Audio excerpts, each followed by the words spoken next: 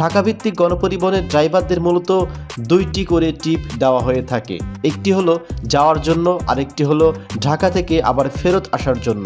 প্রতি টিপে একজন ড্রাইভারকে দেওয়া হয় 500 টাকা করে। তাহলে দুই টিপে একজন ড্রাইভার পায় দৈনিক 1000 টাকা।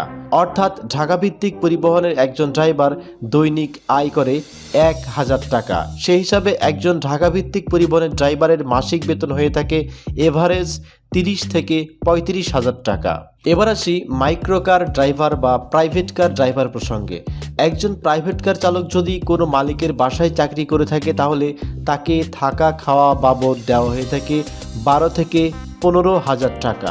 আর যদি কোনো প্রাইভেট কার চালক যদি তিনি পাঠাও কিংবা উবারের মাধ্যমে চাকরি করে থাকেন তাহলে পাঠাও কিংবা ওবার চালিয়ে তাকে মাস শেষে দেওয়া হয়ে থাকে 30 থেকে 40,000 টাকা। তো প্রিয় দর্শক, আজকের ভিডিওতে যে সমস্ত